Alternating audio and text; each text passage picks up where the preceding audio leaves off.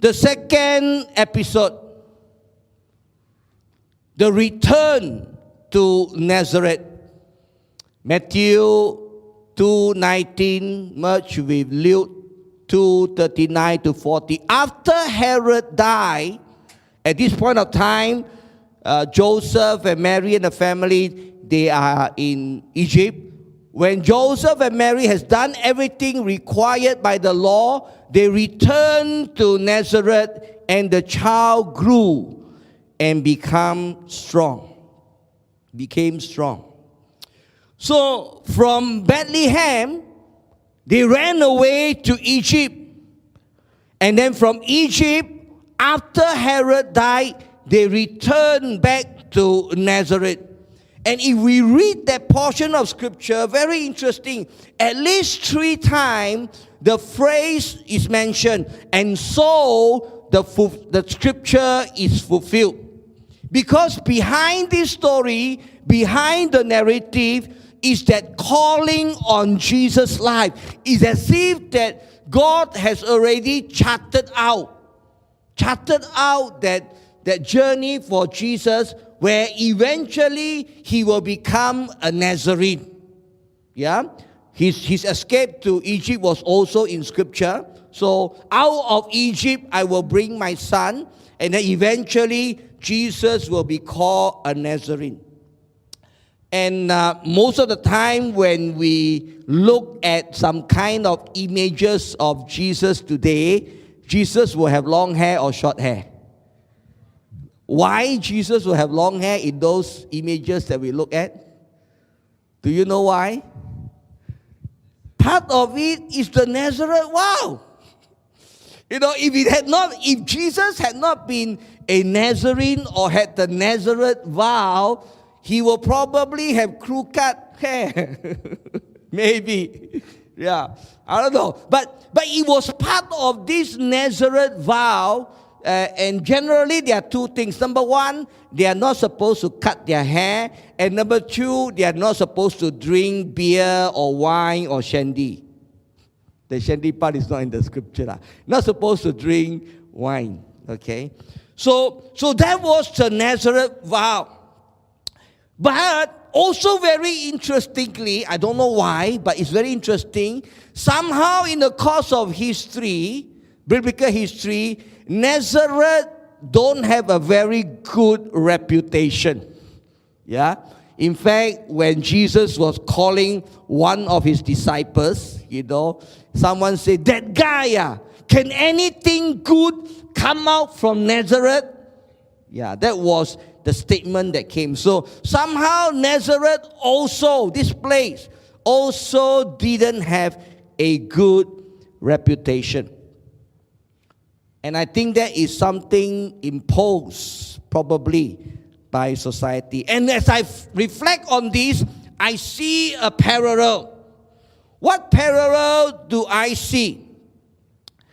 Jesus would be called a Nazarene in accordance to the prophetic scripture, and as Christ's follower, we would be called Christians.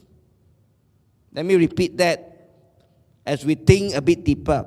Jesus was called a Nazarene. Jesus was called a Nazarite. And we are supposed to be called Christian. I see a parallel here. In Acts chapter 16, there's a very interesting verse there that Christians or followers of Jesus Christ were first called Christians in Antioch. So this term is not like automatic, Yeah, it was not like automatic. And those days, I think I prefer the word follower of Jesus Christ, because follower has a meaning, I follow after a leader. I do what the leader wants me to do. I think follower is a much better word than the word believer, or even than the word Christian, but doesn't matter.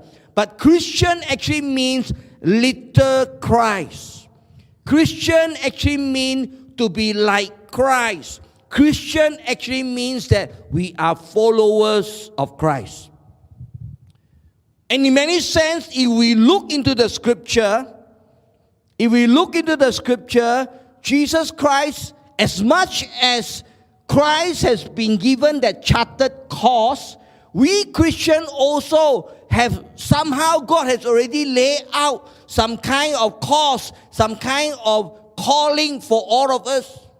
Number one, we are supposed to die to ourselves. We are supposed to pick up the cross and follow Jesus. That is something that is required of us. Today, we prefer to wear the cross than to carry the cross. This morning, as I was out there and Chairman Chikyong was sweeping the front, there was a little boy that came in, and the first thing that struck me was that he was wearing quite a big cross. Where is that little boy? Over here. Yeah, he was wearing quite a big cross. I said, wow, man. He's one very king one. Very good. Yeah. So today, we prefer to wear the cross than to carry the cross. I'm not saying it's wrong to wear the cross. No. Yeah. Some of us wear it around our neck. Some of us wear it on our ear. Some of us wear it on our nose. I don't know where else we wear the cross. Yeah. But we are supposed to take up our cross and to follow Jesus.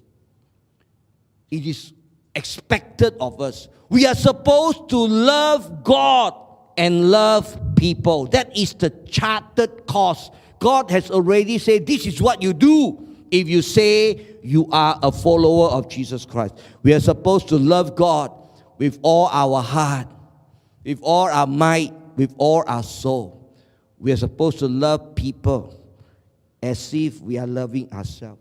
We are supposed to put off the old man or the old nature, and we are supposed to put on the new nature. This is what we are supposed to do. Life after Christmas, or if I can twist it a little bit, life after we become a Christian, life after following Jesus Christ involves this. It involves taking up our cross. It involves loving God and loving people. It involves taking away our old self and putting on our new self. But we have changed this quite a lot. We just say, as a Christian, come to church on Sunday morning, Lord. As a Christian, get baptized, Lord. That's all that you need to do, ma. I think we have missed the point, and I think we need to be reminded once again. It is not like that. Life after Christmas involves all these things.